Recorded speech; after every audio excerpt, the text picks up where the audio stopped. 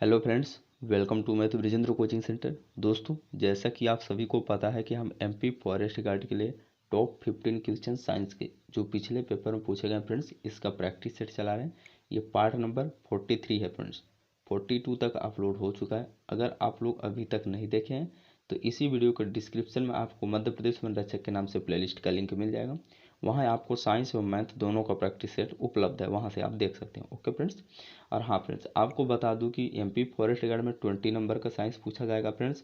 आप हमारा daily practice set लगा रहे हैं, 20 में से 18 नंबर आपका कोई नहीं हटा सकता। ओके डियर फ्रेंड्स, तो आप बहुत अच्छे से प्रैक्टिस सेट लगाएं। जो क्वेश्चन आपसे नहीं बन रहा है उसको नोट डाउन जरूर करें। ओके फ्रेंड्स, तो चलिए देखते हैं पहला क्वेश्चन। देखिए फ्रेंड्स, पहला क्वेश्चन है, जब गाड़ी को घोड़े द्वारा खींचा जाता है तो वह बल जो घोड़े को आगे बढ़ाने का कारण बनता है वह बल क्या है। देखिए, ये मान लीजिए एक गाड़ी है, ठीक है। अभी इस गाड़ी को कौन खींच रहा है आगे? आगे घोड़ा खींच रहा है। ओके फ्रेंड्स, तो ये जो घोड़े द्वारा जो बल लगेगा किस पर फ्रेंड्स? जमीन पर, ठीक है। और जमीन द्वारा जो बल लगेगा इस घोड़े पर, तो देखिए घोड़े तो इस जमीन पर इस प्रकार से बल लगा रहा है, लेकिन ये जो जमीन है घोड़े पर विपरीत दिशा में बल लगा रहा है। ओके डियर फ्रेंड्स, तभी तो ये घोड़ा जमीन पर आगे बढ़ पा रहा है ना। तो देखिए कौन सा बल काम करेगा उस घोड़े पर? जमीन द्वारा घोड़े पर लगने वाला बल, यही बल घोड़े को आगे बढ़ने का कारण बनता है। ऑप्शन नंबर डी आपका सही हो जाएगा। ओके, नेक्स्ट क्वेश्चन है, निम्नलिखित मसालों में से जड़ से प्राप्त होने वाला मसाला है? हल्दी, दालचीनी, लौंग, इनमें से कोई नहीं। तो देखिए फ्रेंड्स, यहाँ पास जो हल्दी है ये तना से प्राप्त होता है, दालचीनी पौधे के छाल से प्राप्त होता है, लौंग पुष्पकली से प्राप्त होता है। तो इनमें से कोई नहीं। ऑप्शन नंबर डी आपका सही हो जाएगा।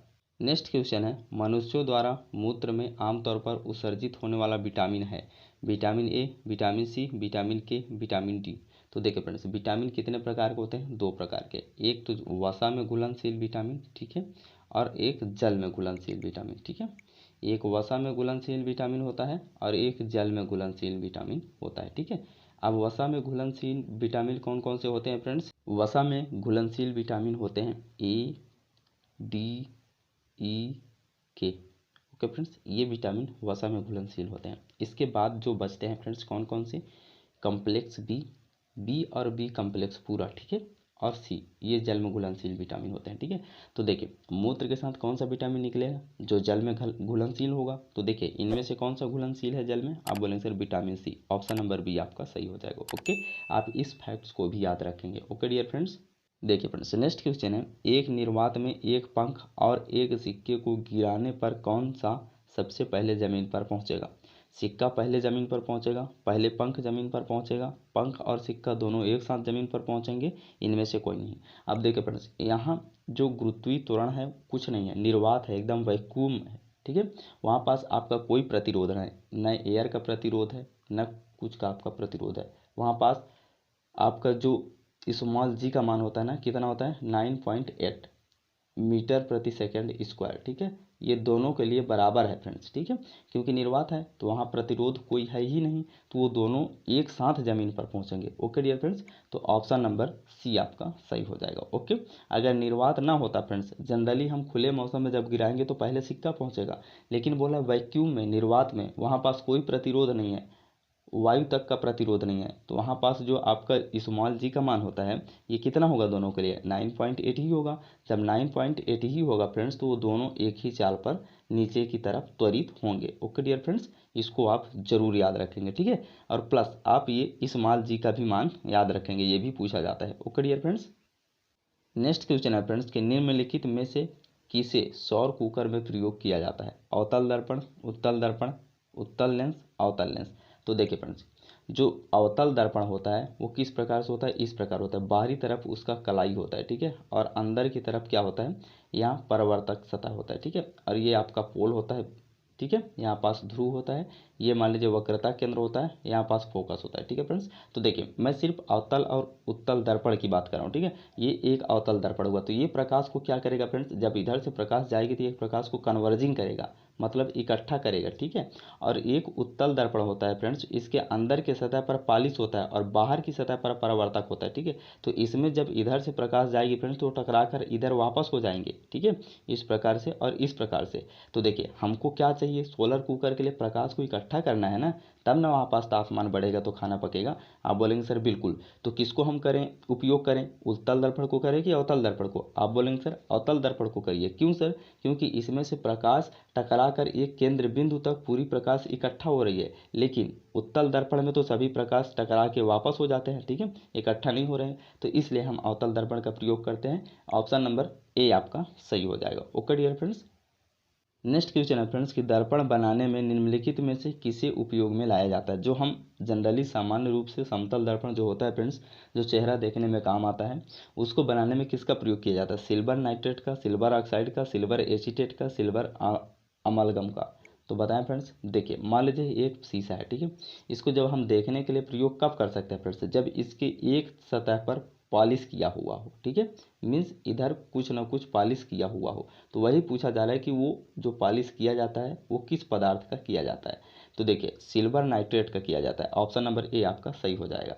और जैसे देखिए बोटिंग के दौरान जो नाखून पर लगाया जाता है इंक स्याही फ्रेंड्स, वो क्या होता है? सिल्वर नाइट्रेट ही होता है। इसका सूत्र क्या होता है? AgNO3। जरूर याद रखेंगे फ्रेंड्स, बहुत इंपॉर्टेंट है, ठीक है, AgNO3। Okay dear friends. और हाँ फ्रेंड्स, अगर क्वेश्चन समझ में आ रहा है फ्रेंड्स, कंटेंट सही है, तो आप वीडियो को लाइक करके शेयर जरूर कर दीजिए। ओके, और चैनल पर नए होंगे तो सब्सक्राइब प्लीज़ जरूर कर लीजिए। Okay dear friends. अब देखते हैं अगला प्रश्न। देखिए फ्रेंड्स नेक्स्ट क्वेश्चन है कारक कोशिकाएं हैं। देखिए फ्रेंड्स जब कोशिकाओं का खोज हुआ था, कब हुआ था? 1665 में। किसने किया था? रॉबर्ट हुक ने किया था, ठीक है, इसको भी आप याद रखेंगे। तो ये बोले कि कारक कोशिकाएं कौन सी हैं, मतलब कैसी होती हैं, मृत होती हैं कि जीवित होती हैं कि प्रकाश संश्लेषण होते हैं कि दीर्घित होते हैं कि विभाज्योतक होते हैं? तो देखिए फ्रेंड्स जो कारक कोशिकाएं होते हैं, ये मान लीजिए एक पौधे का तना था, ठीक है, ध्यान से समझिए फ्रेंड्स, बहुत अच्छे से समझाने की कोशिश कर रहा हूँ, ठीक है। ये पौधे का तना था, बीच में क्या होता है फ्रेंड्स? जाइलम होता है। क्या होता है? जाइलम, जो जल एवं खनिज लवण का परिवहन करता है, ठीक है। और इसके जस्ट ऊपरी परत, इस छाल के अंदर एक परत पाई जाती है जिसे क्या बोलते हैं? कार्क बोलते हैं। ये गोले के रूप में ही पाई जाती है फ्रेंड्स, ठीक है, पूरे तना में। तो यही जो कार्क होती है फ्रेंड्स, ये पौधे को मजबूती प्रदान करती है, ठीक है, जाइलम के साथ।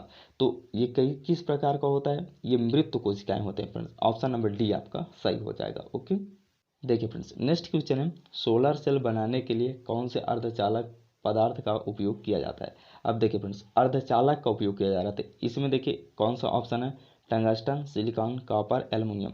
तो देखिए यहाँ पास अगर आप सभी ऑप्शनों को देख रहे हैं फ्रेंड्स, तो टंगस्टन एक नहीं है आपका अर्धचालक, कॉपर भी नहीं है, ये एक धातु है। अब देखिए अर्धचालक मतलब उप धातुओं का ही प्रयोग किया जाएगा फ्रेंड्स, ठीक है। और एल्युमिनियम ये भी धातु है, तो उप धातु कौन सा है? ऑप्शन नंबर बी सिलिकॉन, ठीक है।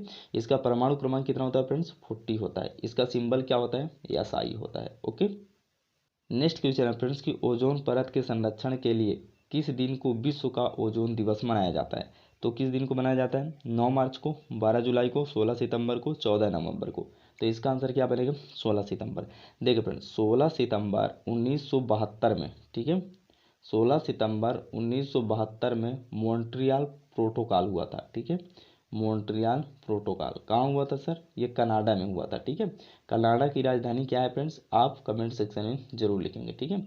मॉन्ट्रियल प्रोटोकॉल कनाडा में हुआ था 16 सितंबर 1972 को। इसी समय से हर वर्ष 16 सितंबर को ओजोन संरक्षण दिवस मनाया जाता है, ठीक है। जैसे कि आप सभी जानते हैं कि क्लोरोफ्लोरोकार्बन की वजह से हमारा ओजोन परत में अगर छिद्र हो जाएगा तो हम सभी के लिए बहुत नुकसान होगा। क्यों? क्योंकि वहाँ से आने वाले ब्रह्मांड से, अंतरिक्ष से आने वाले पराबैंगनी किरणों को, सूर्य से आने वाले पराबैंगनी किरणों को अवशोषित करने का काम करती है। अगर वो उसमें छिद्र हो जाएगा फ्रेंड्स, तो वो किरणें हमारे शरीर मतलब हमारे धरती पर आ जाएंगी और हमारे बॉडी को बहुत नुकसान करेंगी। इसलिए इसके संरक्षण के लिए 16 सितंबर को ओजोन दिवस मनाया जाता है। ओके, देखिए फ्रेंड्स नेक्स्ट क्वेश्चन है कौन एक फूल के गैर आवश्यक भाग है? मीन्स पूछा जा रहा है फ्रेंड्स कि पुष्प का वह कौन सा भाग है जिसका कोई उपयोग नहीं होता है? पुम्मक, ये देखिए मेल रिप्रोडक्टिव आर्गन होता है फ्रेंड्स, पार्ट होता है, ठीक है। और जायंग होता है, ये फीमेल रिप्रोडक्टिव आर्गन होता है, ठीक है। और देखिए सेपल्स, ये इसका कोई काम नहीं होता है फ्रेंड्स, सेपल का। और कार्पल जो होता है फ्रेंड्स, ये आपका फीमेल रिप्रोडक्टिव पार्ट होता है, ठीक है। और ये सेपल्स, इसका भी कोई काम नहीं होता है पुष्प में। पंखुड़ियों, हाँ, इसका भी कोई काम नहीं होता है, ठीक है। आगे देखिए सेपल्स, इसका भी कोई काम नहीं होता है फ्रेंड्स। लेकिन ये जो जायंग है फ्रेंड्स, ये फीमेल रिप्रोडक्टिव आर्गन होता है, ठीक है। तो देखिए आपको पता चल चुका फ्रेंड्स, ठीक है, कि कौन मेल रिप्रोडक्टिव आर्गन्स है, पार्ट है, और कौन फीमेल रिप्रोडक्टिव आर्गन है, ठीक है।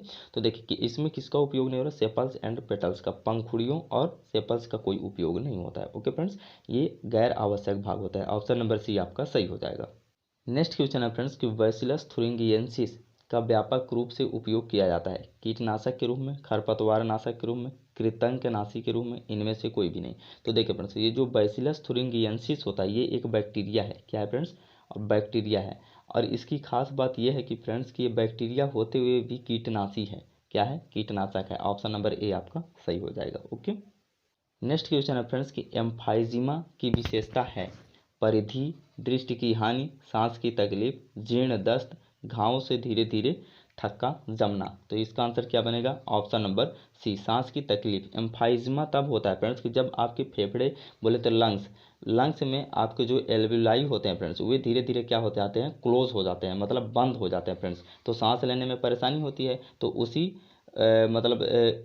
परेशानी को या रोग को क्या कहते हैं, हम एम्फाइजिमा कहते हैं, ठीक है। इसलिए ऑप्शन नंबर बी आपका सही हो जाएगा।